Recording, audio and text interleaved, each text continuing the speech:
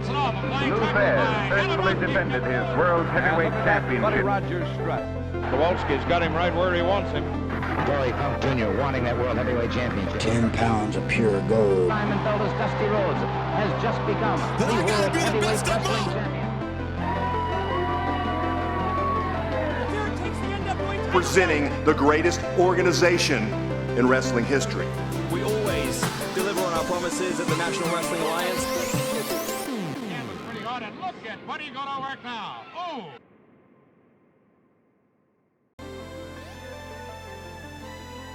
Hey everybody, it's Durger time. Thank you for joining me once again for another episode of NWA, The Dynasty. We had a pretty decent show. I always say that though, but it actually was pretty good. It was not as good as some of our other shows though. Lacked in maybe our main event a little bit. Actually, the main event wasn't too bad. It just wasn't as good as has been in the past. That may put us in a precarious situation when it comes to our regional battles, but that's okay. Not too concerned about it overall. We are still building towards our next pay-per-view, which won't be until the end of March here. Enter the Codyverse. That we have a lot to build to. We have a tournament to continue. I don't know if we'll actually finish the tournament in time for that pay-per-view, but that's fine. That wasn't necessarily the plan. But, you know, we obviously have a very long tournament. Our first round robin I've ever booked on this channel. I'm having a lot of fun. I hope you guys are having a lot of fun too watching it, because it's definitely an interesting way to book it. It's a lot more strenuous trying to figure out how to get it to all work out. Then we'll see how it does. I think I know who I want to win. We'll see. We'll see if it all checks out. But it also has been putting us in a bit of a precarious situation when it comes to booking the shows, and that's mainly because of the fact that a lot of our top talent is in this damn tournament, which is giving us a little bit of a hamper of not being able to do some stories. So I'm excited about the tournament, but I'm excited to get it over with so we can move some of these guys out of this tournament into doing something else. That said, they're still on the show. They're still doing good. You know, end of the world. It's not an end of the world situation, but I would like some guys in the storyline. I would love to have Black Taurus in a storyline, Lance Archer in a storyline, Ricky Starks in a storyline, you know, Nick Aldis in a storyline. But right now we can't, because they're stuck doing that, right? So it is what it is. I mean, we have a little bit of a storyline going on in the tournament, and I probably should actually put it in here, because obviously we have a little bit going on with Lance Archer, a little bit with Black Taurus. So there's a little bit that we could do here to kind of build it up. Lance Archer got his first loss from, who's that? Homicide? Yep. So kind of an interesting element there. So far, almost everybody's relatively equal. Lance Archer's in a slight lead, but it's 1-1-1-1-1-1. Poor Chris Dahanis needs a win.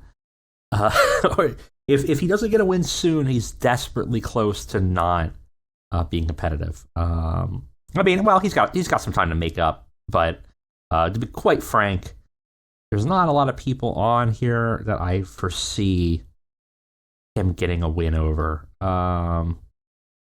Maybe Axel, he can get a win over. But I don't see it for Black Taurus. He already has not gotten a win over Colby Carino or Lance Archer. Maybe Davey Boy Smith Jr., but that would be a stretch. Maybe Homicide, but unlikely. So he's definitely the underdog on this card. So he's gonna have to put some work in, and maybe he can turn it around. But right now, it's gonna be a very competitive tournament. I like how evenly this is. I really could see almost out of the 10 competitors in this round robin, I think like 6 are favorites to win equally, which I think is cool. There's some underdogs. There's some people in here that I'm like, I could see sneaking a win out, and that might be interesting. but there's definitely some high competition there. Anyways, we have a show to book. Last one of the year here, or last one of the month here, I should say. And we will be able to see our finances, which are not going to look good.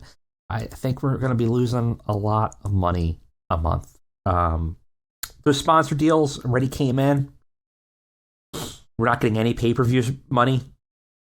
We're actually losing more money than we did last month. Not much we can do about it, but we gotta get a better TV deal at some point.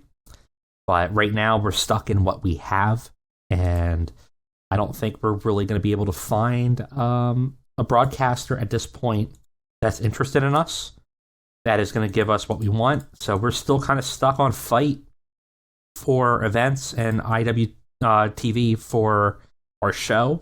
And, we're not getting a lot. We're getting 60% revenue, but it's not a lot. There's such a tiny little thing, and it's an internet thing. It's just not really giving us very much here. Your internet subscription service, so it's better than a YouTube, which is free to air. We would get nothing, which is unrealistic. You would, as a YouTube channel, you would at least get ad revenue, but maybe you could bake that into sponsored deals. So we need we need somebody to come in and say, hey, we will host you. Until that time, we're going to be losing money. We got a big war chest, so we don't have to worry right away.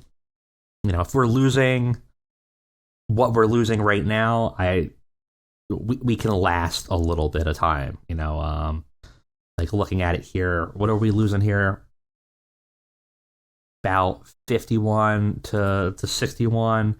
So you figure probably around an average of 56,000 is what we're losing. So, what's that? Do some math in my head here. But is that like a year? I think we have like about a year of funds, maybe a little bit less, like 10 or 11 months of funds before we run dry. It's a lot of time. So, that's a problem. But it's something that we'll cross if we get there. Hopefully we find a better broadcaster that will give us a little bit of a boost in some of that revenue. Anyways, let's go ahead. Let's sim on over to our next episode of Worldwide.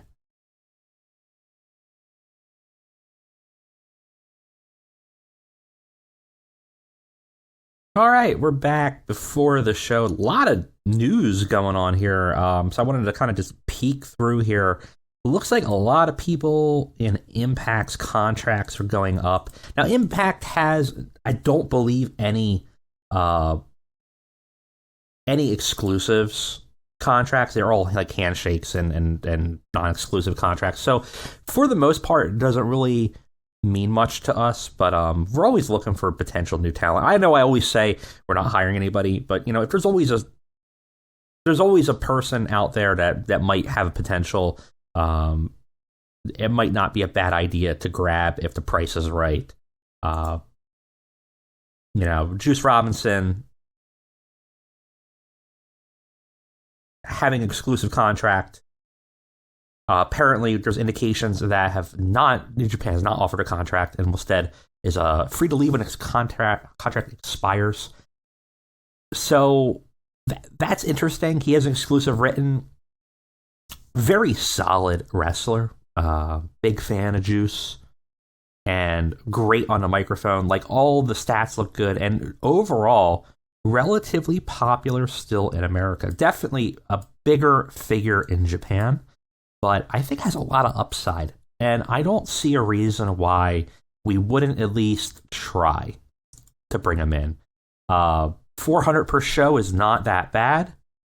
I'm totally fine with the 20% merchandise sales. Now, granted, this is not going to happen. He's going to get scooped up at WWE or AEW, probably an exclusive contract, but we'll throw an offer out. I don't see a reason not to for someone like him. I think there's an immense upside here, and I think if they start working in the U.S., this number is going to raise up quickly, and then they could quickly become a top competitor for us. So I think that makes sense. Now, am I going to go on to a hiring binge? No. I'm going to try not to do that. But sometimes there's names that pop up, and you'd be stupid not to try to bring them in. And certainly, that would be an option. And there's some people that we could always pick up at any time. Like Toni Storm. Toni Storm has an exclusive written right now, so we can't get her from AEW, but maybe that's a person you would want into your division. Mike Bennett, probably not. But yeah, that's kind of how we're looking at it. Yeah, Kenny King might not be a bad option, but again, Kenny King already is a free agent, so I'm not that concerned. We could always bring them in, but when you have those opportunities to maybe pull people that aren't normally available in the marketplace, it's not a bad idea to scoop up Sami Zayn. Excuse me? Sami Zayn gone. On his way out. It's that sources indicate the promotion has no interest in keeping him once his contract expires. We will not get him. I'm going to tell you right now, we're not going to get him. I'm also going to tell you right now, as one of the biggest Sami Zayn fans out there, he's the wrestler that brought me back into wrestling. Yeah, I would take him in a heartbeat. We're not going to get him, though. We're never going to get him. What our hope is maybe he'll go to a place that he's unexclusive, and maybe we could pull him in for an alliance deal. We may hunt down in our alliance just for him. No, we're looking for it. Other news also, our contract with IWTV expires in one more month. We're going to let that expire, and we may renew with them. Otherwise, we're going to be looking elsewhere. Hopefully, in a month, we'll have a little bit more prestige that we can find something. Kerry Morton's contract's ending in 1 month. That's fine. We're probably going to renew him. He's part of the sort of backbone of our enhancement talent, so there's no reason not to. And, hey, we finished second out of 8th in our Southeast regional battles. That does not give us a bonus, but it gives us no negatives, which is what we had last time. So I consider that a huge success. Now, with that said, let's go ahead and get on over to our worldwide episode.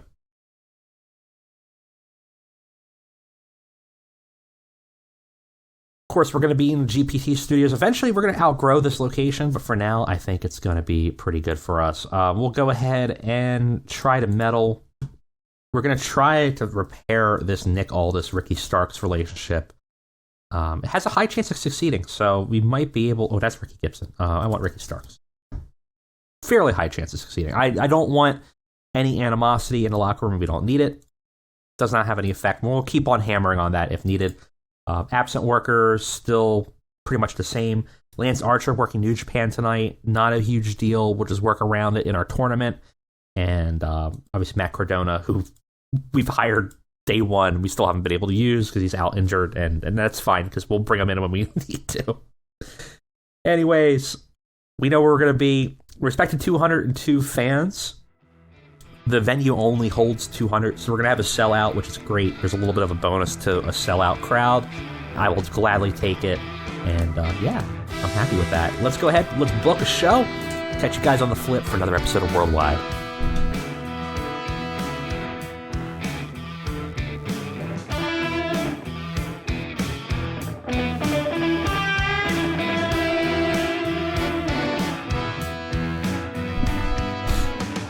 Alright, everybody, welcome back. We have 3 pre-show matches and a full 125-minute card. Will it be a 60? I don't know. It's always hard to tell, but we will certainly have to see what we have. We do have some potential warnings on the booking, but most of it is being overused, which is fine. That's gonna happen. So we'll have to take a look and see. Anyways, let's get on with it. Let's check out what our March 1st show worldwide looks like. Starting off in the pre-show, It's Lance Anoa'i, Kerry Morton, Ricky Knight Jr., some of our unimportant wrestlers sort of in our enhancement division. Wanted to see what they're capable of, what we can pull out of them. Just give them a little bit more time to shine on dark matches, just so we can kind of see, Kerry Morton not hanging, Lance looking great, Ricky Knight looking great. I think both of those dudes are ready for undercard performances right now. And I suspect what I'll likely do is after the next pay-per-view, we might move them into matches with, somebody else, some kind of storyline to build them from unimportant to, recognizable. That's sort of the goal. Because a 44 at unimportant is really good. They actually pulled out a pretty decent segment rating for not a lot going on. Ultimately, we gave Kerry Morton the win here, hoping that we can at least boost his performance. But quite frankly, I don't think we're getting very much out of him. And he's not really the greatest competitor, but he's young. He has some upside. But I'm pretty impressed by Ricky and Lance, to be quite frank. We have Thunder Rosa versus Delilah Doom on a dark match. We haven't had much for Thunder Rosa to do, and she had some cool momentum, so we give her a win on dark. Couldn't get this on the main show, which is fine. Ultimately, she beats Delilah in 9 minutes, gives her a La Rosa. And, Thunder is great. Gets a 62. Delilah's a 37. Gets us a 53. Totally fine match. If I had time, it would have been on the main card. But there's not much story to it. It's just to give Thunder something to do so she can kind of build some momentum back. Likewise, giving the End something to do. Some of our tag teams some opportunity to build up some wins. As we are doing our best of 5 series for the tag division, we kind of want to build up a clear competitor after that. I think the End are likely going to be that competitor. So we want to give them some wins on dark now, give them some wins on the undercard. Overall, they do pretty well. Honestly, Midnight Heat carries their own as well here, and they do pretty well. But Odinson has some big upside at a 51, and Pero is holding his own at a 43. Ultimately, the End defeat Midnight Heat in 9 minutes. Odinson pins Ricky Gibson after a F10. I think we could develop these guys into something here. We start the show off with part of our Strongman Memorial Television Tournament, and it starts off pretty good. We got Joe Henning, a.k.a. Axel Henning, versus Black Taurus. It's an exceptional match, according to the game. Black Taurus defeats Joe Henning in 10 minutes of pinfall with an infernal suplex. Gives us a win for Taurus. I think it's his second win. Obviously, Allie Katch on the side of there. I think she's set for his manager. I have to double check it, but she should be. Very happy with it. Yes, there it is. Allie Katch and Black Taurus have excellent chemistry together. They're working very well. I think that works really well. Black Taurus, I don't know what his language, if he has any English. I have to take a look at his character. But having a person as a mouthpiece, I think, would be beneficial to him. And I think I like the pairing a lot. So Allie Katch is ringside watching her pet demolish Joe Henning. Gets the show off to a strong start and gets us a 53. Overall, not too bad. I'm very excited to actually get Taurus out of the tournament because with a 64, man, we could put on some interesting matches with some main eventers. We start with our first promo back in Eddie Kingston's favorite area, the parking lot, in the garage. He's talking to the camera. He's talking about Ace Austin and talking about the nonsense that happened last week after Ace Austin came in and attacked Dustin Rhodes with a chair during the match with Eddie Kingston. Just pissed off about the whole thing.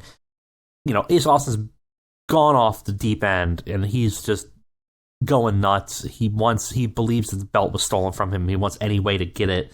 And Eddie just calls it all out. Ace Austin, let me tell you something.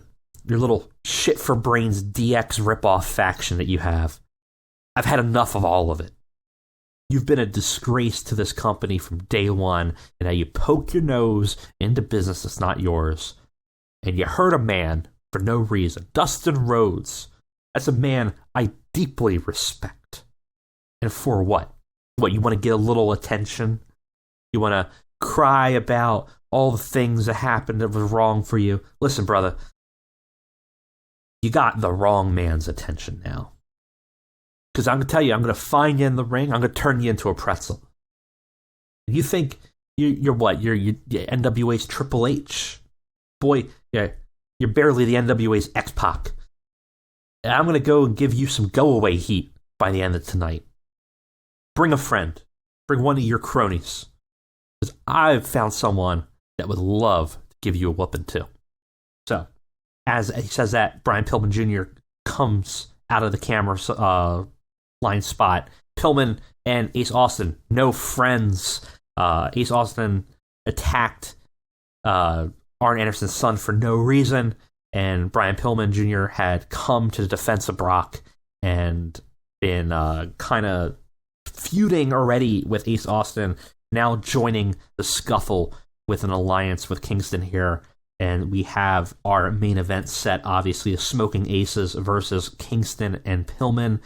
And Kingston looking to get a little bit of retroaction. Now, it's important to remember here, Eddie Kingston wants to be in the contendership as well. No fan of Cody, right? Wants to take the belt off of him. Pillman Jr. obviously would love another shot at the title. So it's kind of an interesting angle here going on. Ace Austin believes he deserves the next title shot.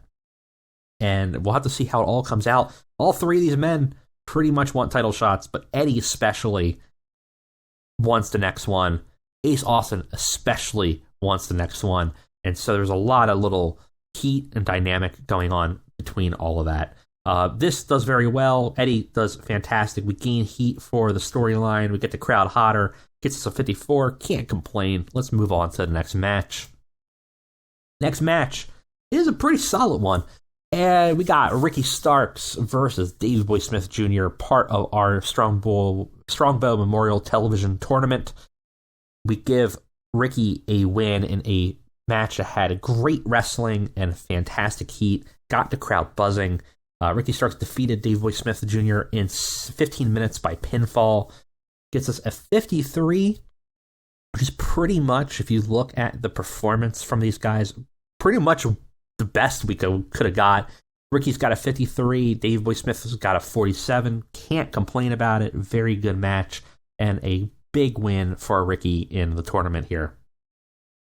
Afterwards, Ricky cuts a promo. It's a short one, just like a minute or two long. Just saying that, you saw what happened here, and it's an absolute fact that Ricky Starks is going to win this tournament. He's declaring it now. He's calling that shot. Improvises a little bit. Does a lot of freedom. Does really good. Segment gets a 64 and shows off that mic work. Afterwards, we got a interesting segment in the back. A little bit of a comedy. Aron and Colt are in Dustin Rhodes' office because apparently Colt Cabana doesn't have a phone, and they need to use the office phone, which Aron is very dismissive of, and they are looking to find somebody to call. Dustin is not here this week. He was injured last week. He's taking the week off, and so Colt is trying to convince Aron that they need help. They need a third man to fight the Cologne Dynasty, and Colt goes, listen, I've wrestled everywhere. I have contacts. Let me see if I can find someone to help. We can call in somebody. Aron's kind of dismissive, but he's like, yeah, whatever. Colt pulls out an old address book, like an actual physical address book, and starts flipping through pages and puts on little glasses to read. And Aron just shakes his head in disbelief. He's like, what? Do you not have a cell phone for contact? Are you like 65? Aron is just completely stunned by the insanity of this. Colt hushes him. Shh. Let me find someone that will help us. He starts flipping through more pages. He's grimacing as he looks at his contacts and realizes that there's a lot of people in this book he can't call. He's like, nope. Oh, definitely not. Exclusive contract for this guy. This guy's dead. I should probably remove that. Oh, this guy sued me. Probably not. Here we go. He hands the address book to Aron, who looks at the name and shakes his head vigorously. No. Absolutely not. Colt shrugs, starts dialing. He's like, no, we need it. Phone picks up. After ringing, Colt speaks up. We can't hear us on his side. Hey, it's Colt Cabana. You know. Yeah. Yep. The podcast guy. Hey, is Jake home? And then the camera cuts away. So we actually lose some heat for our storyline here, for no joking matter. Aron does a good job with some subtle mannerisms of being a little bit of a heel here. He's not super happy with this alliance. We get a 44.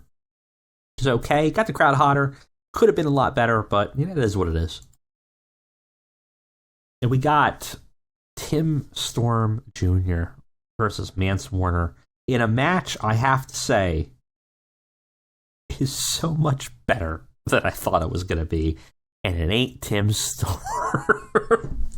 It had good wrestling and a decent reaction for a crowd. Mance Warner carries Tim Storm Jr. through this match. It's an 8-minute match. Tim Storm Jr. loses after Mance Warner gives him a surprise cradle. We want to give Tim Storm some matches. We're trying to build him up to something. Damn it. And honestly, Mance Warner needed a good win after being humiliated by Cody. And he gets one here. It's a 50. It's not too bad, honestly, all things considered. Unfortunately, the next segment's going to be abysmal. And it is. It is so bad. 29. We need to parachute out of this damn storyline. But I'm too stubborn to change. Tim Storm Jr. gets caught in a quick pinfall after that cradle. He has a good showing, but Mance gets the victory. We try to have them competitively booked together. The two shake hands, and Tim Storm just looks disappointed. Then he looks angry as he hears QT Marshall's voice on the speakers. QT comes out smug. He's clapping with one hand with the microphones, just kind of like clapping onto a fist. And he starts talking on the mic, yapping on the microphone here, and he goes, Tim, my boy, did so well. But again, you just 90% there, but that 10% you're just lacking that conviction. How did you get a surprise? How did you let him do that to you? You need a little more grit. Something that just can't be taught. Unfortunately, something that kind of needs to be beaten into a man. And as he says that, Nick Comrado emerges from behind and levels him with a big boot. This does horribly. 29. What shame. A match that does better, but not great. Part of our best of 5. Von Erichs versus The Order. This time, The Order defeats Von Erichs in 14 minutes. Roy pins Marshall with a zebra crossing. Ross has a 41. Marshall has a 51. Zach and Roy have about a 37-38. And this entire thing is about trying to get The Order a little bit over in America to build up this rating a bit. We advance the storyline. Overall, it's not bad. It did its goal, which was to bring the crowd down a little bit, figuring they were going to be a little bit hyped from the last couple matches. And, I don't know. 44 is not really the worst in the world. I was hoping for at least a 50, but I guess it could have been a lot worse. It's going to be a weak part of our show, and we knew that, but still, green's okay, but we really want 50s or higher for most of these shows. We're going to have to hope the main event helps us out a little bit. Next, we have Mickie James versus King Kota Kai. This is okay. 57 is really solid. Exceptional match. King Kota Kai defeats Mickie James in 16 minutes. Obviously, Kota has an ongoing feud elsewhere, but she wants the damn title. She's going to be going for the damn title. And a good stepping stone to get out there is to beat Mickie James. And she does so. Mickey has a 56. Kota has a 57, and is getting better at her gimmick. Very good match. Afterwards, Kota grabs the mic and says she's coming for the belt, and she's going to become the most dominant person in the NWA women's division.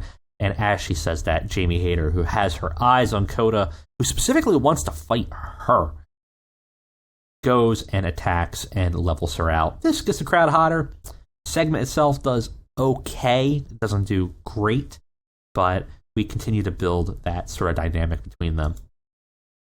And our main event does pretty okay. 64, despite a penalty of Zicky Dice and Ace Austin just having just the absolute shits for chemistry here.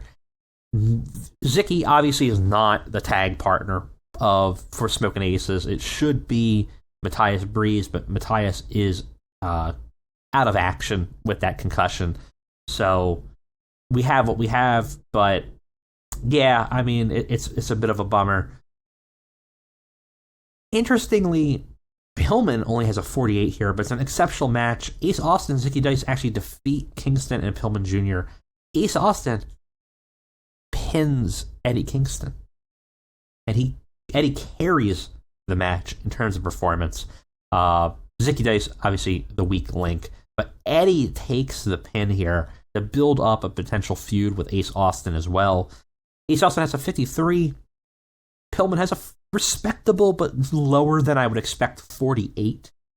Zicky has a weak 35. We advance the storyline. Kingston took a stunt bump into this damn match. He was willing to do that. And again, Kingston had almost an 80 in this match.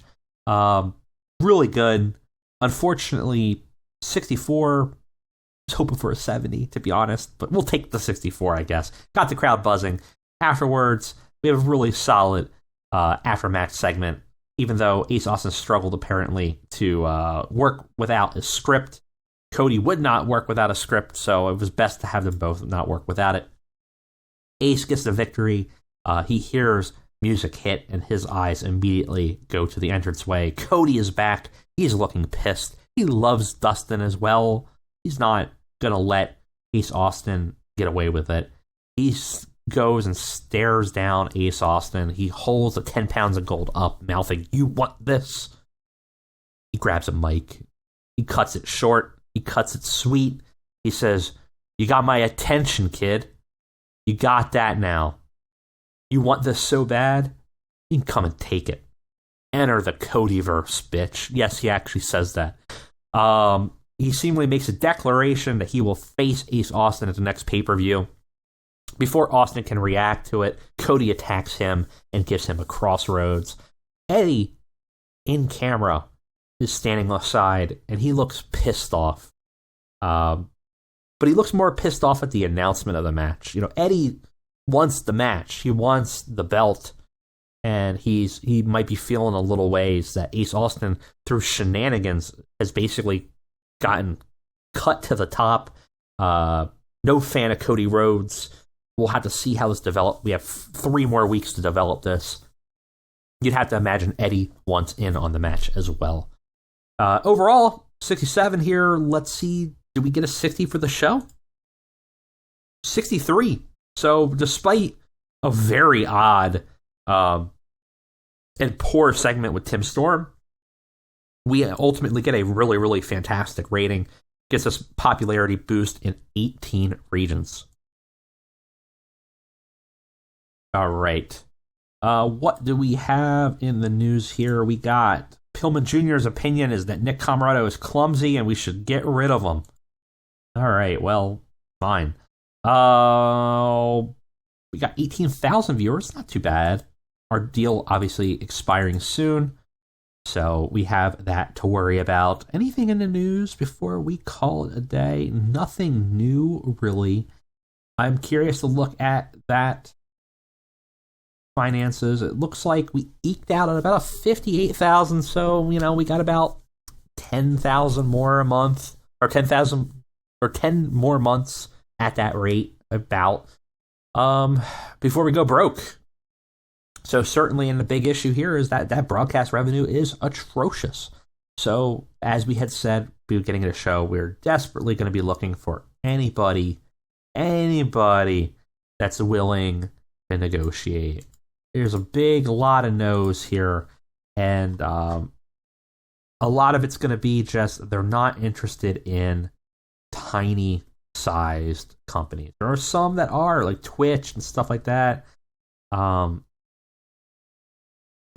right now we are actually that's our coverage. Do not pass all the requirements. A lot of these are going to be, they need at least a small coverage. If we were to look at, let's say USA is really going to be our focus here,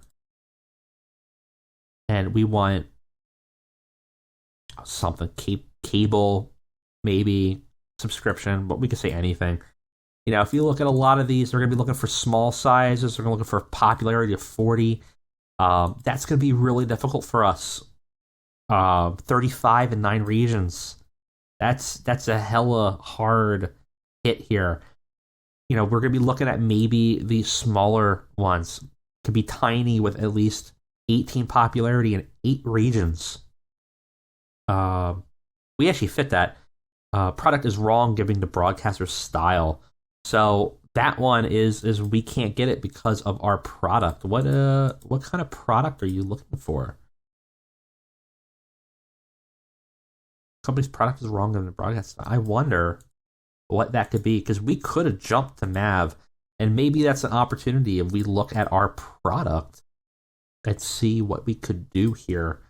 Change it. Right now we're the no style, which I don't really like. I want to change it to something else. We could change it long term. I'm willing to just change it right away. If anyone has a good idea for what would work for our company. Right now, though, I'm not really sure what exactly MAV would be looking for, because I would gladly jump on to a larger TV show. Like them would be not a bad, tough TV, minimum popularity requirements. We're not meeting there. Must have a 28 in 5 regions. I still don't know what you guys let me know. What's the deal with this? How do I know what product you want? They're against wrestling anyways. Product style, all sports, high risk, but it doesn't really tell me what they want. Do they want a sports style? Because everything else is here. The other ones, like for example, Tough TV, we just don't meet the music levels. We could always up that. That's not a big deal.